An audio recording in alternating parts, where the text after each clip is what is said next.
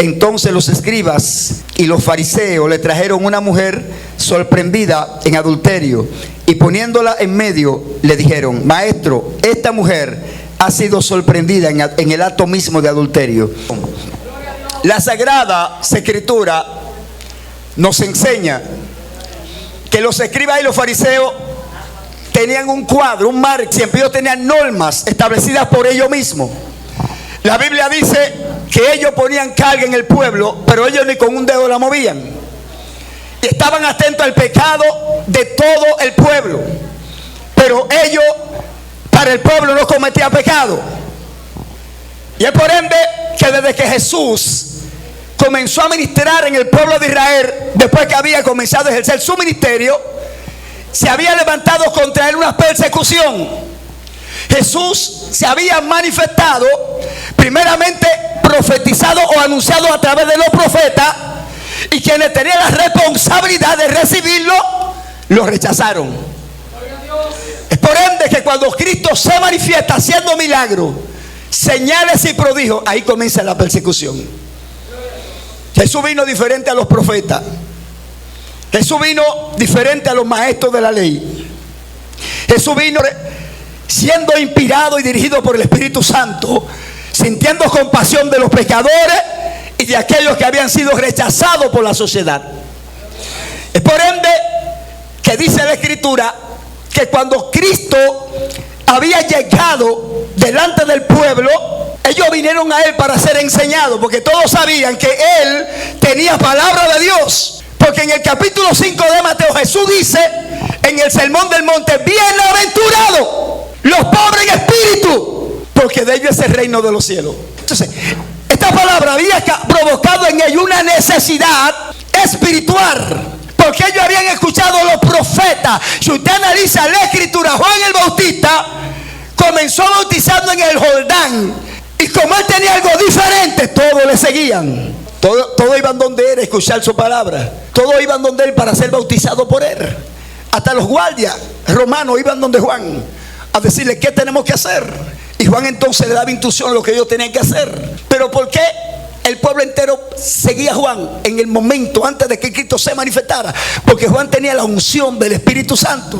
Juan no vino a manifestar compasión por el pueblo, sino a preparar el camino al Cordero de Dios, que vino a quitar el pecado del mundo. Entonces Juan simplemente anunciaba y le hablaba al pueblo que tenía que arrepentirse de su pecado. Pero dice la Escritura que vinieron los saduceos a preguntarle a Juan: ¿quién tú eres? ¿Tú eres el profeta Elías? ¿Tú eres el Cristo? ¿Quién tú eres? Dinos quién eres para darle respuesta a los que nos enviaron. Y Juan le contestó: yo no soy el profeta, yo no soy Elías, yo soy la voz de uno que clama en el desierto. Dijo: detrás de mí viene uno del cual yo no soy digno de desatar las correas de su calzado. Este bautizará con el Espíritu Santo y fuego. Entonces, cuando Cristo se manifiesta, Cristo no vino como Juan. Cristo vino a manifestar compasión por las almas. Y eso es lo que está pasando hoy en día en las iglesias, que muchas veces nosotros queremos reprender al pecador, pero en algunas ocasiones nosotros estamos peor que ellos. Si usted analiza lo que es compasión, es tener misericordia. Cuando alguien tiene compasión de alguien que ha caído, que tuvo una falta, ¿sabe lo que hace? Se pone los zapatos de ese, se pone la misma condición de él, para poder sobrellevarlo, para poder ayudarlo a que se levante, para poder ayudarlo a que él se reintegre de nuevo. Por eso cuando Cristo enseñaba, los fariseos vinieron con una mujer sorprendida en adulterio. Había una ley. Ellos no estaban violando la ley, ellos estaban cumpliendo la ley. Porque Moisés había dicho que las mujeres que habían caído habían pecado con adulterio, y sorprendida tenían que ser apedreadas. Y la Biblia dice que se la llevaron a él infragante, para que él entonces juzgara el caso. Porque ellos no se la llevaron a Pilato, porque no se reunieron con los sacerdotes en el templo, no, la llevaron a Jesús. Porque ellos estaban buscando una ocasión para tentarlo. Se la llevaron a él, porque cuando Cristo hablaba en el mundo espiritual, había algo que se rompía, que se sacudía. Alabanza. Y hay gente que no quieren entender que tu vida espiritual, oye, me vale más que todo lo que hay sobre la faz de la tierra. Cuando tú estás caminando sometido a Dios y caminando en el poder del Espíritu, tú vas a sentir compasión. La compasión no es cualquier cosa. La compasión viene por el Espíritu de Dios. Porque cuando alguien está orando y no es compasivo, ¿qué hace? Y alguien cae de una vez sin tener conocimiento, lo condena, lo acusa. Entonces los fariseos tenían esa misma característica, que ellos no tenían compasión de nadie. Ellos eran absolutos. Ellos ignoraban al Mesías que había sido enviado para guiar a su pueblo. Por eso ellos le dijeron: ¿tú qué dices? Cuando se la tiraron delante de él, y él se inclinó y comenzó a escribir con el dedo en tierra. Y ellos insistían. Hay dos cosas: que el adulterio no es solamente acostarse con una mujer, sino mirarla y codiciarla. Y si fue sorprendida en adulterio, ella tenía el cuerpo del delito, estaban desnudas, y los ojos de todos ellos estaban encima de esa mujer. Y Jesús dijo una palabra: el que esté libre de pecado de vosotros, el primero en arrojar la piedra contra ella. Y a ellos Jesús no le dijo: tú eres peor que ella. No, su conciencia. Porque el hombre tiene una conciencia. El hombre, alabado sea Dios, el Espíritu Santo le habla a su espíritu y le dice: mira, esta es tu condición de pecado. Así es que tú estás. Tú tienes que arreglarte. Tú tienes que enderezar tus pasos. Gloria al Señor. Tú tienes que tener misericordia de los demás. Tú tienes que ser compasivo. ¿Y sabe qué pasó en esa ocasión? Que cuando todos ellos se habían levantado y se habían ido acusados por su conciencia, y Jesús, poniéndose de pie, le preguntó: ¿dónde están los que te acusan? Ella dijo: ninguno, Señor. Y Jesús le contestó: yo tampoco te condeno, vete y no peques más. Entonces, el problema actualmente es que estamos falta de intimidad con Dios.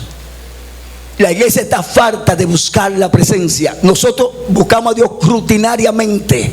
Venimos a la iglesia, se anuncia un ayuno, ahí se convoca a la iglesia para un ayuno, y no tenemos el ayuno como algo personal entre tú y Dios, porque este asunto no tiene que ver con nosotros todos aquí juntos. No, la salvación es individual. Tú y yo tenemos que buscar a Dios de manera diferente, es decir, de manera, alabado sea Dios, separada. Tú tienes que tener una vida con Dios.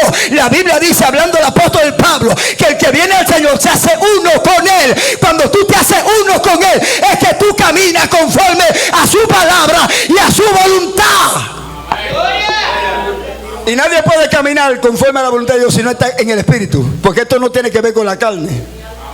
Esto no tiene que ver con una vida natural.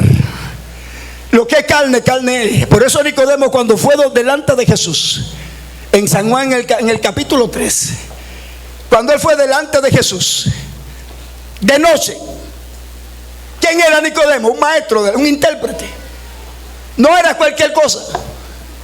Era un hombre, un erudito, que había que hacer el saludo. Estaba conectado con los reyes, con los gobernantes, con los sacerdotes, porque él era un intérprete, un maestro. Y dice la Escritura que él fue delante de Jesús de noche, porque él tenía temor de que los fariseos y escribas lo vieran.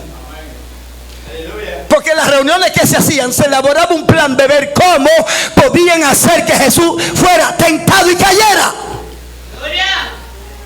Mi alma adora tu nombre en tu presencia. Y Jesús, siendo el Hijo de Dios, no tenía ni siquiera dónde recostar su cabeza. Jesús, ¿dónde vivía? En el monte. Toda la noche amanecía orando en la presencia de Dios. Mi alma adora tu nombre en tu presencia. Nicodemo vino a él de noche y le dijo: maestro, sabemos que, Rabí, sabemos que tú vienes de Dios. Primero vino a exaltarlo, porque nadie puede hacer lo que tú haces si no está yo con él. Si Jesús hubiese querido, hubiese aceptado la exaltación de él. No, pero él no la aceptó. Jesús le contestó: el que no naciere de nuevo no puede entrar en él, porque Jesús sabía que él había ido delante de él. Y nadie puede entrar en el reino de los cielos si no ha nacido de nuevo. Nadie puede, cualquiera aquí puede ejercer un ministerio. Cualquiera puede ser reconocido por los hombres. Cualquiera puede proclamar este reino. Alabado sea Dios, y el nombre que es sobre todo nombre. Cualquiera puede salir y predicar un mensaje afuera. Pero hay un efecto que produce la palabra cuando el que está cautivo por el diablo le escucha. Y es que cuando tú tienes el Espíritu de Dios y estás lleno de esa gloria, cuando tú hablas en el mundo espiritual, los simientes se sacuden. Shama leva hayama.